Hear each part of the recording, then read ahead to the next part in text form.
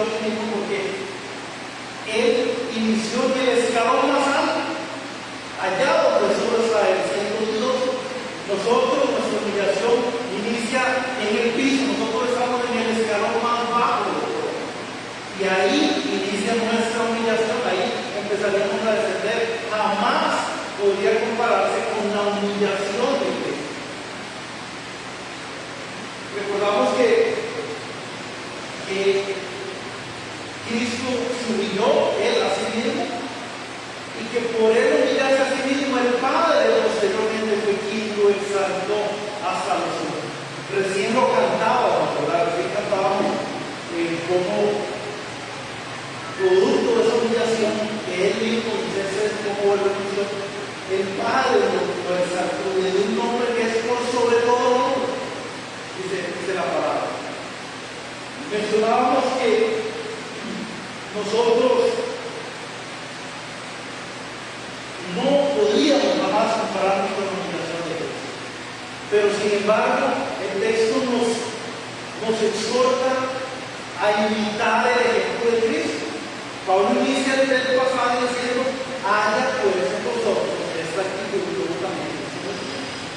¿Cuál actitud? ¿Cuál sentir? La Reina Valera dice sentir, en otra versión dice actitud. La palabra griega es froneo, que quiere decir una actitud de la mente. Es decir, Pablo nos dice acá que haya en nosotros esa forma de pensar, esa mente que hubo en Cristo. ¿Cuál? Que no consideró ni siquiera ese igual a Dios como algo a lo que tuviera que aferrarse. Él no se aferró a nada, siendo el Señor el todo de todo. Sin embargo, nosotros, no teniendo nada, nos aferramos a lo que creemos que tenemos. Y Pablo nos exhorta y nos dice: haya ustedes la actitud de la mente de Cristo. Él nos recuerda. Este texto, hermanos, aunque es tremendamente teológico, tiene aplicaciones sumamente prácticas para nuestra vida. Tiene un enorme contenido teológico del texto. Sin embargo, Pablo lo incluyó en una carta sencilla que exalta el gozo del cristiano.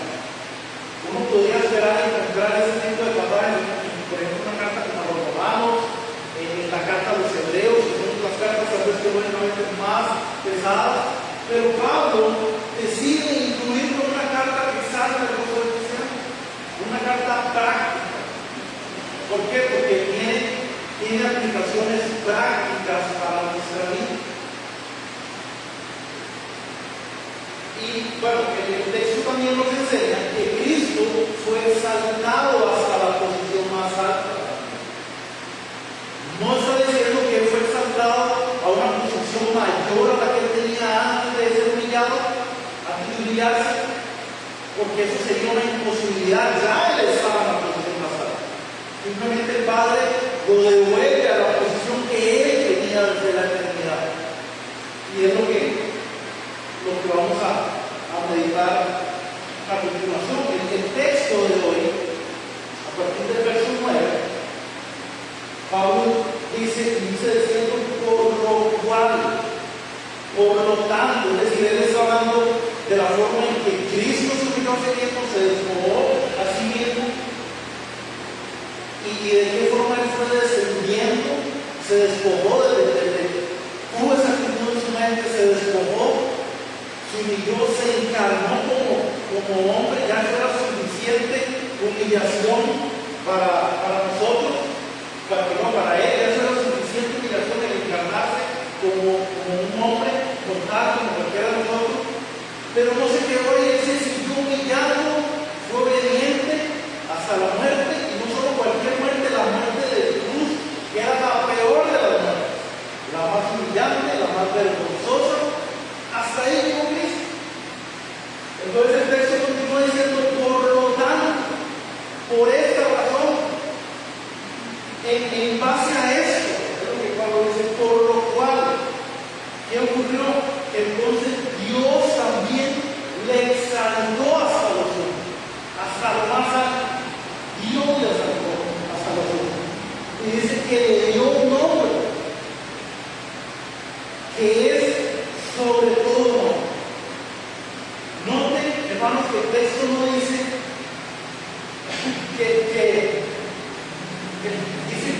cuando dice que Dios le dio un nombre, en realidad lo que está diciendo es que Dios le dio el nombre. No es cualquier nombre. Le dio el nombre que es sobre todo nombre. Es un nombre específico que el Padre le dio a su Hijo. Es un nombre específico que es sobre todo otro nombre. Eso es lo que el texto está diciendo acá. Algunos han pensado que ese nombre es Jesús, pero sabemos que Jesús no es el nombre de la exaltación del Hijo, más bien Jesús es el nombre de la humillación de Dios. Es el nombre con el que Él fue a la cruz, es el nombre de su humillación, de su crucifixión. Ese es el nombre de su encarnación. Es cierto que el texto dice que en el nombre de Jesús se doble toda la rodilla, pero a ese Jesús el Padre le ha concedido el nombre que es sobre todo nombre, y que en principio no es revelado en el texto, pero más adelante podemos empezar a tener luz, podemos empezar a tener claridad acerca de cuál es ese nombre.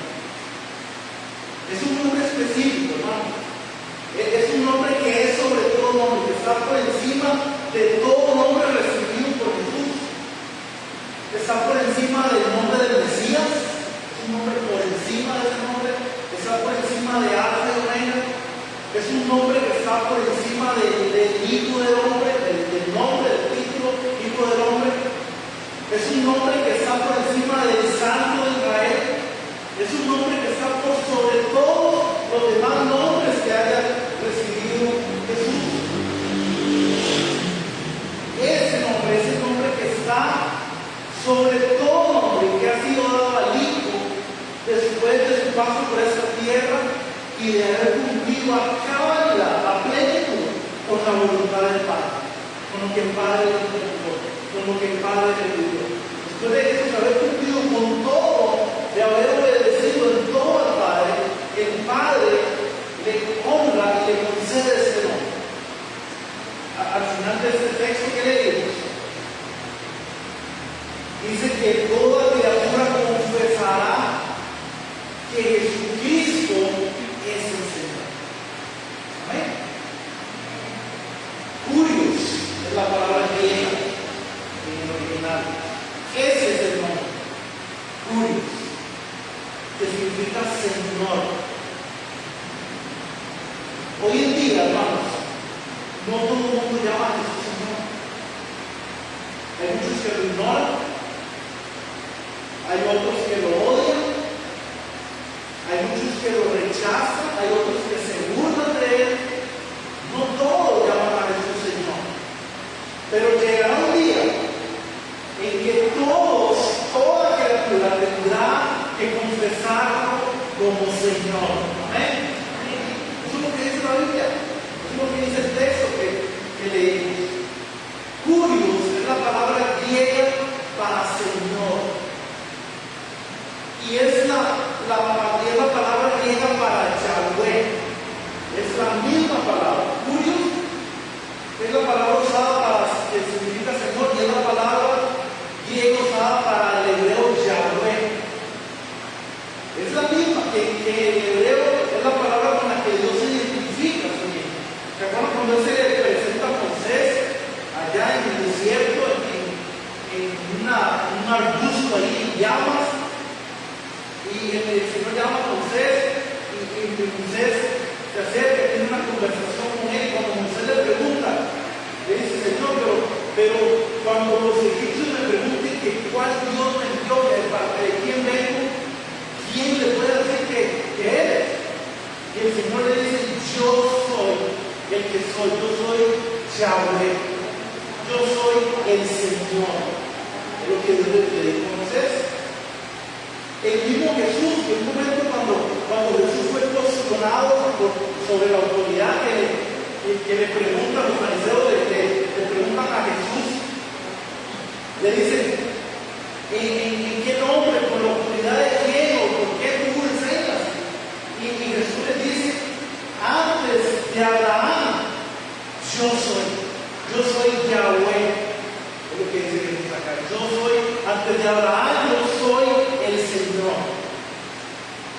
ese nombre, Yahweh, es el nombre utilizado por Dios en el Antiguo Testamento para identificarse a sí mismo, para identificarse a sí mismo como Señor. Como Señor. Entonces la palabra Kurios es la forma griega para Yahweh, y esto tiene una razón que te lo voy a explicar. Yahweh es el nombre que el judío tenía que tomar en vano. Es el nombre propio de Dios. Ese nombre es el que estaba protegido por el tercer mandamiento de la ley de Dios.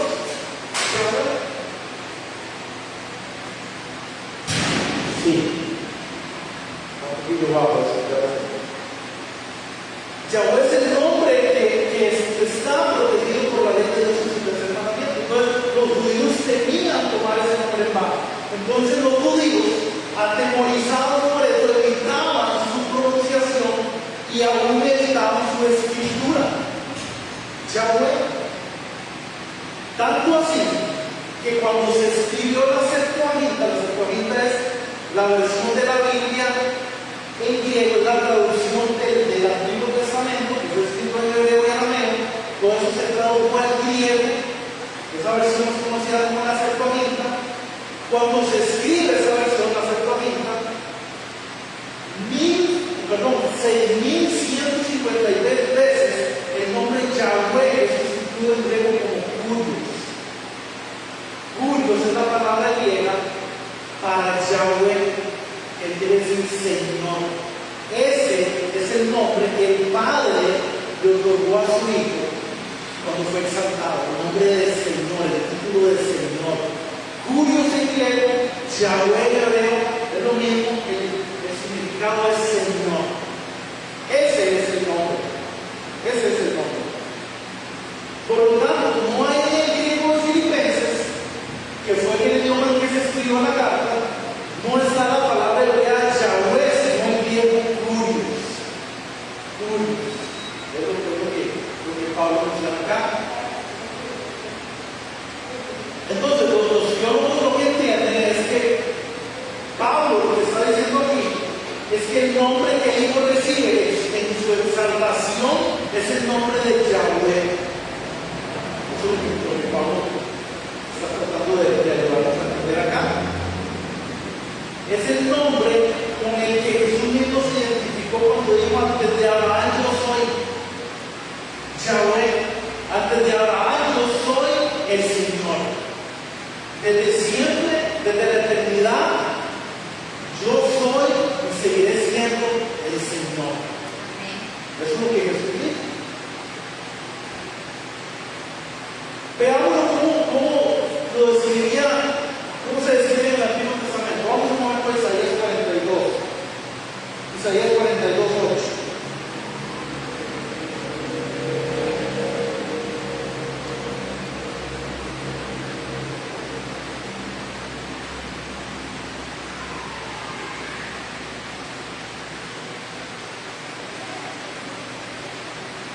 Dice así: yo Jehová, en el original decía Yahweh, yo Jehová, este es mi nombre. Él se identifica con ese nombre. Y a otro no daré mi gloria ni mi alabanza a esculturas. Yo Jehová, este es mi nombre. Más adelante, en el capítulo 45, en versos 5 y 6, dice el Señor también así: yo soy Jehová, Yahweh, otra vez, y ninguno más hay. No hay Dios fuera de mí. Yo te seguiré aunque tú no me conociste, para que se sepa desde el nacimiento del sol y hasta donde se pone que no hay más que yo Jehová, yo Yahweh, dice el Señor, y ninguno más que yo. Yo soy el Señor. Es lo que el texto nos dice. Y inmediatamente más adelante en ese mismo capítulo, en el verso 23, Dice, por mí mismo hice juramento, por mí mismo. De mi boca salió palabra de justicia y no será revocada, que a mí se doblará toda rodilla y jurará toda lengua. Es lo mismo que Pablo está diciendo acá en Filipenses 2, que ante ese nombre, que ante ese poder, que ante ese señorío, toda rodilla se doblará y toda lengua confesará, toda lengua jurará, toda lengua declarará lealtad, dice otra versión. Es lo mismo que Pablo está diciendo. Es el cumplimiento en Filipenses de lo que Isaías había mencionado 5 años anteriormente. Pablo lo trae, lo recuerda nuevamente que llegará el día, todavía no ha llegado ese día, llegará el día en que esto se cumpla, en que ante ese señorío, que ante ese nombre, Yahweh, Señor, todas rodillas se doblarán, todas las criaturas, hermanos, que están en los cielos, todas las legiones celestiales, la creación, todos los que están en la tierra, todos los seres humanos, todos los demonios que están debajo de la tierra, toda criatura tendrá que doblar sus rodillas ante el Señor. Y toda lengua confesará que es el Señor. Amén. Y si lo vemos ya en el cumplimiento de los tiempos, vamos a ver por la de Apocalipsis capítulo 5. Apocalipsis 5, versos del 11 al 13. Esto es lo que va a pasar. Esto es lo que va a pasar en la revelación que el Señor le da a Juan acerca de lo que va a ocurrir en el futuro. Y aquí, esto es lo que va a acontecer. Dice Juan, Apocalipsis 5:11, y miré y oí la voz de muchos ángeles alrededor del trono, y de los seres vivientes, y de los ancianos, y su número era millones de millones, que decían a gran voz: el Cordero, el que fue inmolado, es digno de tomar el poder, las riquezas, la sabiduría, la fortaleza, la honra, la gloria y la alabanza, y a todo lo creado que está en el cielo y sobre la tierra y debajo de la tierra, dice Filipenses 2, y en el mar, y a todas las cosas que en ellos hay, como decir, al que está sentado en el trono y al Cordero, sea la alabanza, la honra, la gloria y el poder por los siglos de los siglos. Eso es lo que va a pasar. Ese es el cumplimiento, hermano, de esto que Isaías mencionó siglos atrás, que Juan está recordando a los filipenses, que ese Cristo que se humilló, que terminó clavado en una cruz, que fue muerto, que fue sepultado, pero que no se quedó en la sepultura, sino que conforme a las Escrituras al tercer día resucitó. Ese mismo Cristo, el Padre, lo exaltó hasta los que le dio un nombre que es por sobre todo nombre, el nombre del Señor, el título del Señor, ante el cual toda criatura tendremos que doblar nuestras rodillas ante Él, y toda lengua va a confesar su nombre, va a confesar su poder, su autoridad, su señorío por los siglos de los siglos. Esto es lo que va a ocurrir, hermano. Todo lo que hay en los cielos, todo ser en los cielos, toda criatura en la tierra y debajo de la tierra se van a tener que postrar delante de Él. No hay criatura alguna que pueda resistir su autoridad, que pueda resistir su poder, que pueda resistir su nombre, o que pueda resistir su juicio.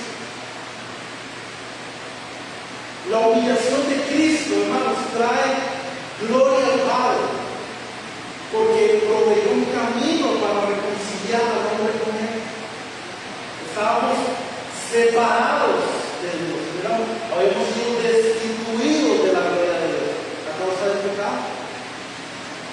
Y Cristo, al humillarse a sí mismo y al terminar en una cruz, glorificó al Padre, porque eso proveyó un camino para reconciliarnos con Él. Eso le da la gloria al Padre. Por el perdón de los pecados que hemos recibido a causa de esa humillación de Cristo. Pero la exaltación de Cristo también glorifica al Padre. Porque a Él le agrada, hermano, a Él le agrada ver a su Hijo exaltado después de haberlo visto humillado, después de haberlo visto en su peor condición, humillado, avergonzado allá en la cruz. Después de haberlo visto en esa condición, el Padre se agrada, se glorifica en ver a su Hijo exaltado hasta la paz. El Padre se agrada, Él se glorifica en la exaltación de su Hijo.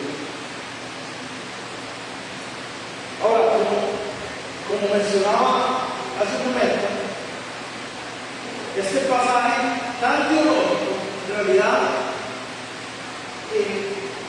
no es tanto el propósito de Pablo de todo ese tema teológico en esta carta, sino que tiene aplicaciones prácticas para nosotros. Todo eso lo podemos comprender, entendemos y lo creemos por medio de la fe que así es, que Cristo es el Señor, que no hay nadie igual a Él, que no hay nadie por encima de Él, que el Padre le exaltó hasta los hombres. Ese mismo Cristo que fue avergonzado, que fue humillado, que fue clavado en la cruz, fue sentado a la diestra del Padre. Amén, eso lo creemos. Pero necesitamos todo ese conocimiento, necesitamos aterrizarlo a nuestras vidas de forma práctica. ¿Cómo aplicamos todo ese conocimiento, toda esa enseñanza que Pablo nos trae acá? ¿Cómo lo aplicamos de forma práctica a nuestra vida? Bueno, Jesús lo menciona allá en Lucas capítulo 6. Jesús habla algo así, haciendo referencia. Lucas 6:46.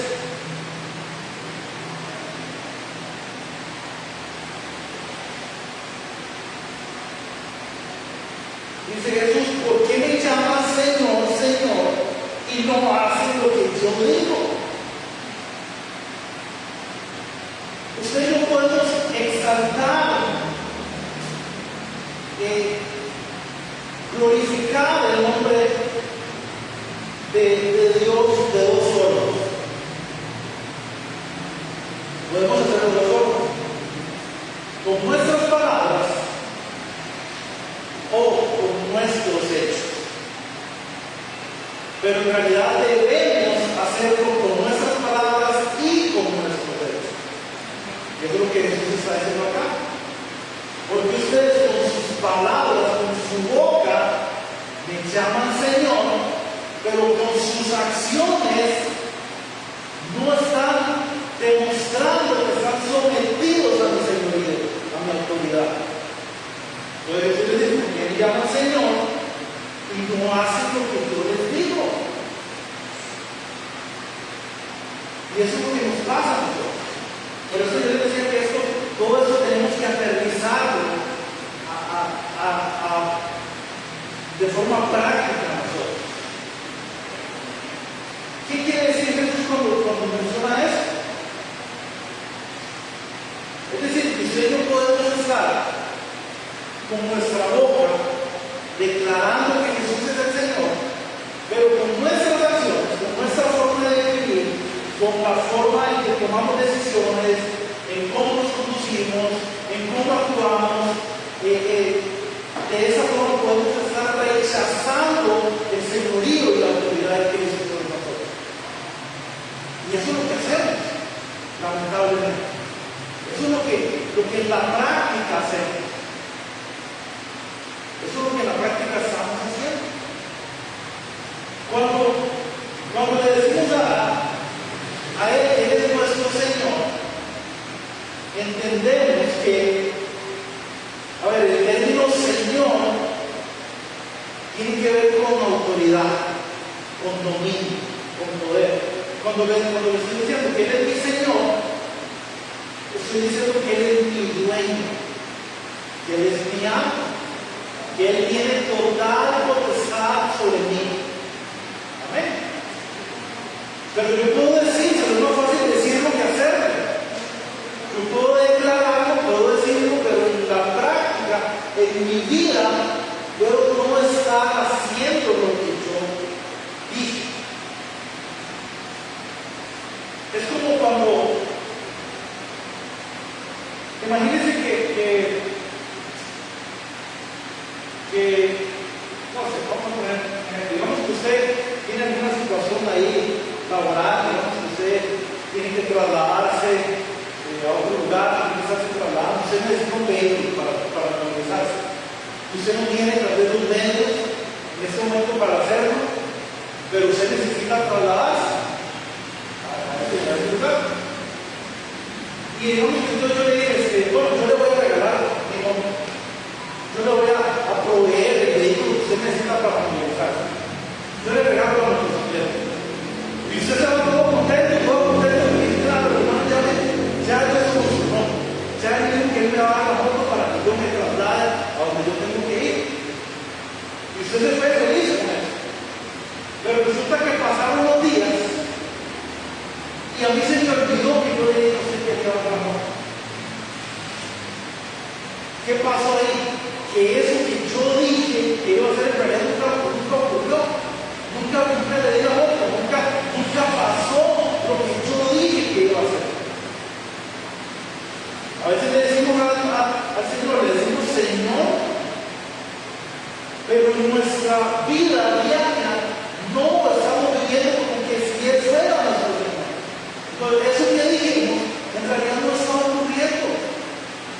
En la práctica eso no está pasando, porque seguimos tomando decisiones por nosotros mismos, seguimos actuando como si Él no fuera nuestro dueño, como si Él no fuera nuestro amo. Por eso Jesús dice, ¿por qué me llaman Señor y no hacen lo que yo les digo?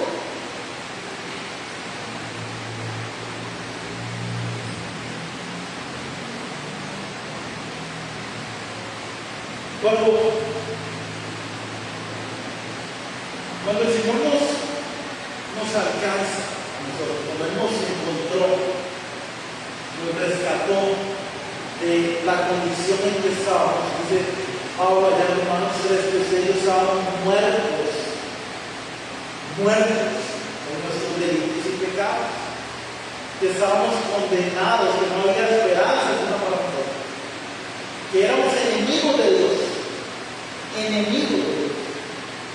Esa era nuestra condición. Y en esa condición, el Padre provee un camino para nosotros, a través de su Hijo, a través de la humillación de su Hijo, a través de la muerte y el sacrificio de su Hijo.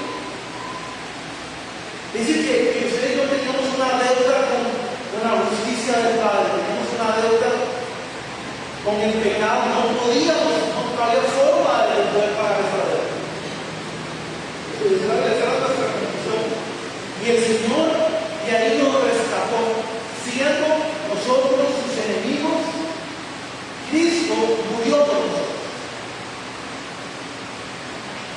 siendo enemigos suyos. Él murió por nosotros, Él se entregó por nosotros, Él nos compró a precio de sangre. Amén. Él nos hizo suyos, de pertenecer. El término, cuando Cristo muere, el último aliento que Él exhala, dice, Padre, consumado es. ¿De acuerdo? Consumado es. Esta palabra, consumado es, tetelestai, es lo que Jesús declaró ahí. Es un término tomado de las cortes judiciales, que quiere decir la deuda ha sido pagada en su totalidad, ya no se debe nada. Eso es lo que Cristo dijo. Padre, ya la deuda ha sido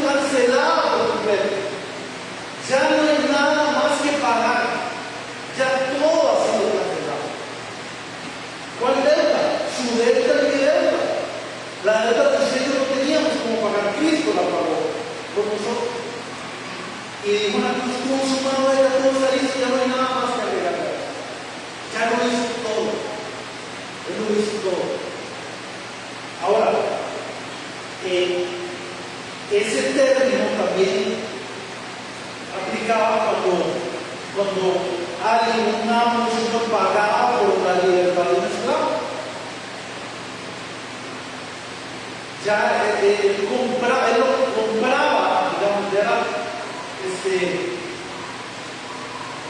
le otorgaba ese derecho, digamos, a la persona, pagaba por completo el precio acordado por ese esclavo. Muchas veces el esclavo, aunque ya es libre, ya en total libertad de decisión, él decidía permanecer en la casa del amo, pero por amor. Es decir, que cuando Cristo paga nuestra deuda, Él nos compró con sangre, usted y yo somos suyos, le pertenecemos a Él. Es decir, que su vida ya no le pertenece a usted, mi vida ya no es mía. Yo tengo un Señor, yo tengo un dueño, yo tengo un amo, yo tengo una autoridad sobre mí. Entonces, ¿cómo es posible que yo pretenda seguir viviendo a mi manera, a como yo pienso, a como a mí me parece, a como yo me siento? Es que yo no siento tal cosa. Pues yo tengo un dueño que gobierna, que tiene total potestad sobre mi vida, porque Él es mi dueño, Él es mi Señor. Pues yo no puedo vivir conforme a mi propia sabiduría, conforme a lo que yo creo, a lo que a mí me parece, a lo que yo considero. No, porque es que mi vida ya no es mía. Mi vida le pertenece a Cristo. Él es mi Señor. Él es el Señor. El Curios en griego. Yahweh en hebreo es lo mismo. Él es el amo, el dueño, el Señor de tu vida, de mi vida. Nosotros tenemos que vivir, hermano, completamente rendidos a la autoridad, al señorío de Cristo. Pablo lo expresa allá en Gálatas 2:20, dice: con Cristo estoy juntamente crucificado, ya lo digo yo. Cristo es el que vive en mí. Pablo entendió que lo que Cristo hizo en la cruz, cuando Cristo muere en la cruz, en realidad nosotros estábamos ya incluidos en Cristo. ¿Qué fue lo que Cristo hizo para darnos vida eterna? Nos incluyó en Él, nos plantó en Él. Todo lo que le pasó a Cristo nos pasó a nosotros también. Como Cristo fue crucificado, ustedes y yo fuimos crucificados también. Cristo murió y nosotros fuimos muertos también. Cristo fue sepultado, nosotros fuimos sepultados también. Ahora, lo cierto es que cuando Cristo resucitó, nuestro viejo hombre no resucitó, es Cristo el que resucita a nosotros. Jesús le trataba de explicar eso a Nicodemo y le decía a Nicodemo: de cierto te digo que nadie que no naciere de nuevo no puede entrar en el reino de los cielos. Nicodemo no entendía porque él estaba pensando en su mente natural. La mente natural, el hombre natural no puede comprender eso. No puede entender eso. Que ese nuevo nacimiento del que habla la Biblia, para que se pueda dar un nuevo nacimiento, primero tiene que haber una muerte. Es decir, mi viejo hombre, el viejo yo, tuvo que morir en la cruz con Cristo y quedarse ahí muerto, enterrado, sepultado, para que sea Cristo el que ahora viva y se exprese otra vez. Por eso Pablo dice: ya yo no soy el que vivo. Pablo se murió. Allá está Pablo muerto, allá está la tumba. Ya no es Pablo el que ustedes ven, ahora es Cristo el que está viviendo a través de mí. Ahora Cristo es mi Señor, ahora Él es mi dueño, Él es mi amo. Ahora lo que ustedes ven en mí, lo que yo hago, es Cristo el que está haciendo a través de mí. El antiguo Pablo,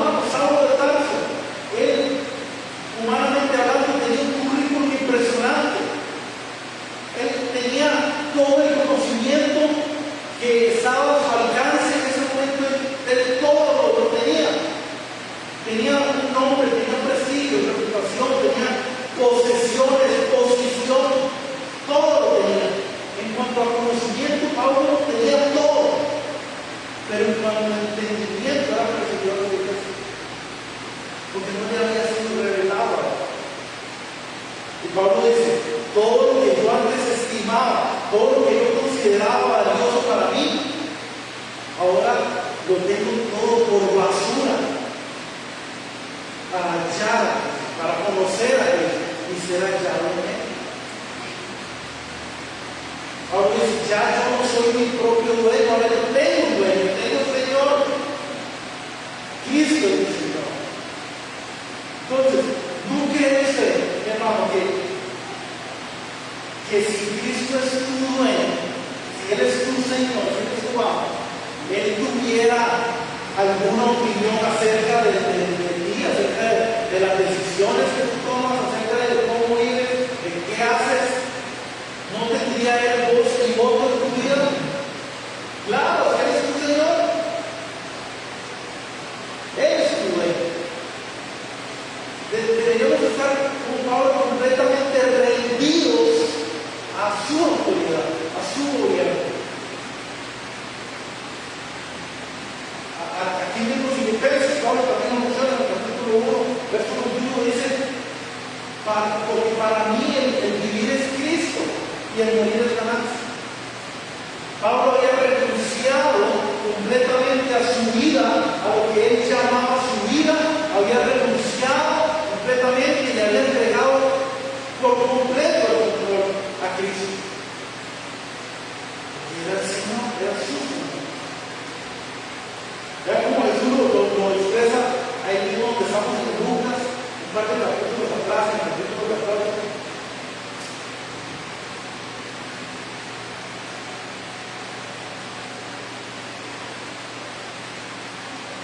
Bueno, capítulo Lucas 14.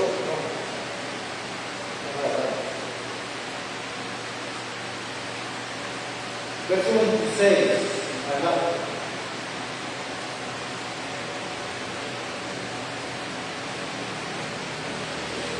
Vean lo que dice Jesús, ¿no? Esto la carne no lo entiende. Esas palabras de Jesús, la mente natural no las puede comprender, es chocante para el hombre natural. Pero en el espíritu sí que podemos comprender esto, podemos sostenernos a eso. Dice Jesús, si alguno viene a mí y no aborrece a su padre y madre y mujer e hijos y hermanos y hermanas y aún también su propia vida, no puede ser mi discípulo. Y el que no lleva su cruz y viene en pos de mí, no puede ser mi discípulo. ¿Qué es lo que está diciendo Jesús? Que el que no renuncia a su propia vida, el que tiene cualquier cosa o que tiene a alguien cualquiera antes que a mí, ese no puede ser mi discípulo. Para aquel para el que yo no soy el Señor completamente en su vida, aquel al que no se rinde por completo a mi Señor, a mi autoridad, dice Jesús, ese no puede ser mi discípulo. Es como que si usted y yo fuéramos, digamos que hay 10 áreas en nuestra vida que debemos entregar el control al Señor. Y digamos que usted le dice, Señor, yo te entrego el control de las áreas de mi vida, de las áreas 1, 3, 5, 7 y 9. Y Jesús dice, no, pero es que yo también necesito que me entregues el control de las áreas 2, 4, 6, 8 y 10.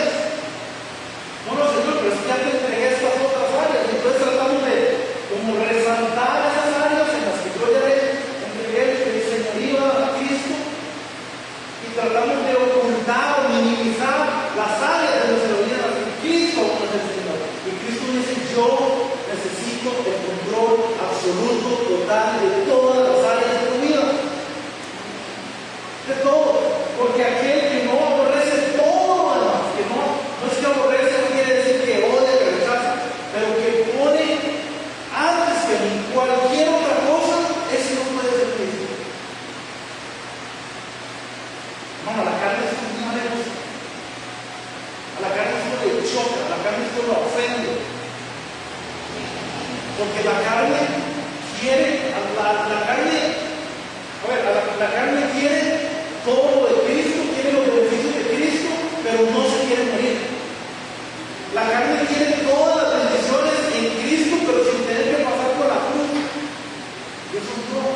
funciona así.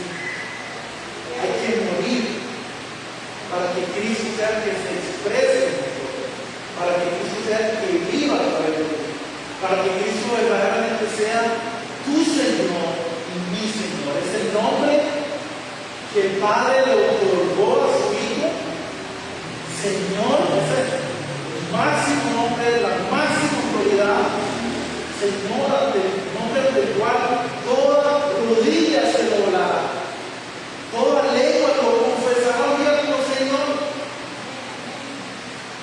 Y Jesús lo que está diciendo es que si usted y yo no renunciamos a todo lo que tenga valor en nuestra vida, lo tenemos de primero a Él. El que no hace eso, dice, no puede ser mío. Y si usted continúa leyendo ahí el texto de Lucas 14, Jesús le está hablando, pone el ejemplo de alguien que quiere construir algo, quiere construir una torre, le dice, cual persona que vaya a construir algo, no evalúa primero los costos que tiene eso que va a hacer para ver si le alcanza o no, ¿verdad? Porque no vaya a ser que se quedó a medio de no terminar y los otros se van a burlar de él. Jesús lo que está diciendo acá es: evalúen el costo de seguirme, evalúen, analicen lo que cuesta seguirme, lo que cuesta ser un discípulo. Tiene un costo. ¿Cuál es ese costo? Tu vida entera. Vamos a perder la vida en esto. Y el que no está dispuesto a hacerlo, dice Jesús, no puede ser mi discípulo. No puede ser mi discípulo. Una persona que está hablando de algo similar a los discípulos, de mucha gente que sabe con ellos, mucha gente evaluando precisamente el costo de seguir a Jesús. Muchos no soportaban y mejor se iban. No, pero ¿quién va a poder con eso? Se iban. Y había unos discípulos presionados. Y Pedro le dice: Señor, pero dura esta palabra, ¿quién va a poder soportar? ¿Quién va a poder recibir? Y Jesús le dice: Pedro, si quiere irse ahí, vaya, también la puerta está abierta. Y le dice Pedro: Señor, pero ¿a dónde iremos? Sino a ti. Si solamente tú tienes palabras de vida eterna. Hermano, el costo es alto, porque nos cuesta la vida, pero la recompensa es eterna. La recompensa es eterna. Solo en Cristo encontramos esa vida eterna, solo en Él. Pero el costo es tu vida. No es que como que podamos agregar a Cristo a nuestra agenda, como que sea un punto más en las prioridades de nuestra vida. No es poner a Dios en primer lugar de nuestra vida, no, como algo más en nuestra vida. Es que Cristo tiene que ser nuestra vida, porque Él es nuestro Señor, Él es nuestro dueño, Él es nuestro amo. Y Jesús dice acá: evalúen el costo de seguir. En otro texto Jesús dice: el que ama su vida la va a perder, pero el que pierde su vida por mi causa, a la vida eterna la va a ganar. Amén. ¿Qué tal si nos quedamos de pie y le damos gracias al Señor por su palabra?